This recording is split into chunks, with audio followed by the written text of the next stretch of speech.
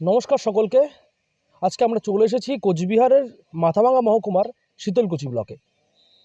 আমরা ঘুরে দেখব এই শীতলকুচি ব্লকের বিভিন্ন এলাকা। তবে তার আগে বলে রাখা ভালো, এই শীতলকুচি ব্লকের শেষ বিধানসভা নির্বাচনে গুলি চলেছিল, আর সেই গুলির দগদগে স্মৃতি আজও যেন কোথাও সাধারণ মানুষের মনের মধ্যে গেঁথে রয়েছে। আমরা কথা বলবো সাধারণ মানুষের সঙ্গে এবং কি বলছেন তারা তা তুলে ধরবো সরাসরি আপনাদের সামনে। ভয় পেত আসতে স্কুলে। তারপরে আমরা যখন ছাত্রছাত্রীদের এবং গ্রামের লোকজন যখন বোঝানো হলো, তখন আস্তে আস্তে স্বাভাবিক হয়ে গেল কিছুদিন পরে। মোটামুটি প্রথম মোটামুটি তো মাঝখানে ওই সময় বন্ধও ছিল, বন্ধ ছিল। তারপরে যখন খুললো স্কুল, প্রথম দিকে ছাত্র সংখ্যা একটু কমই ছিল।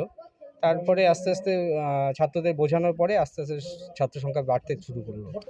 দেশের সর্বত্র যেখানে ভোট বা নির্বাচন মানেই আনন্দ উৎসব, সেখানে কোচবিহারের এই জোরপাটকি এলাকার মানুষদের কাছে ভোট বা নির্বাচন মানেই আতঙ্কের বিষয়।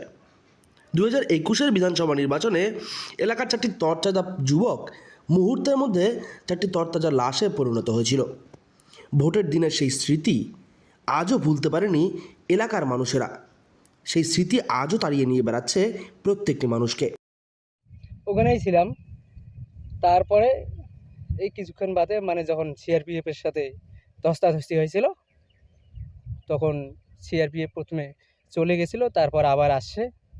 আইসিয়া তখন ওই 5টা গুলি করে 4জন ঘটনাস্থলে মারা যায়। ভোট হচ্ছে উৎসব, সেই উৎসবের জায়গাটাতে যখন একটা আতঙ্কের ছাপ তৈরি হয়, এবারও তো সামনেই ভোট চলে এসছে, কতটা আতঙ্কে রয়েছেন আপনারা? হ্যাঁ, আমরা তো আতঙ্কে আছি। ভোট ডিক্লেয়ার হওয়ার পর থেকে আতঙ্কে আছি। কোচবিহারের জোরপাটকির 5-এর 126 নম্বর ভোট গ্রহণ কেন্দ্র। এই বিদ্যালয়টির নাম আমতলী এমএসকে। এই বিদ্যালয়ের সেদিনের এই ঘটনা আজও সকলের মনে দগদগে স্মৃতিরূপেই রয়ে গিয়েছে। ঘটনায় মারা গিয়েছিলেন মনিরুজ্জামান, হামিদুল মিয়া, ছামিউল হক এবং নূর আলম মিয়া। মনিরুজ্জামানের পরিবারেরও একই রকম অবস্থা। তার বাবা আজও কিন্তু সেই স্মৃতি বহন করে বেড়াচ্ছেন তার মনের মধ্যে। কতটা স্বজন হারানোর ব্যথির থেকেও তো বড় ব্যথি হচ্ছে অনেক ব্যথি। আমরা ওই ভোট যখনই আইসি, পঞ্চায়েতই হোক, সে লোকসভার ভোটেই হোক, ওই অন্তরে আঘাত লাগে যায়।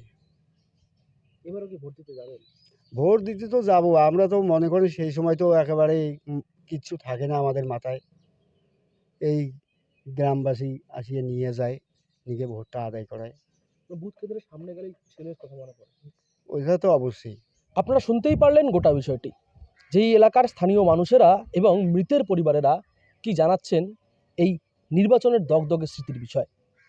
আমরা আশা রাখবো যে এই স্মৃতি যা বেদনা দিচ্ছে সকলকে, তা যেন খুব তাড়াতাড়ি ভুলতে পারেন তারা, তাহলেই কিছুটা স্বাচ্ছন্দ্যে জীবন কাটাতে পারবেন তারা। কোচবিহার থেকে সার্থক পণ্ডিতের রিপোর্ট, লোকাল 18 বাংলা।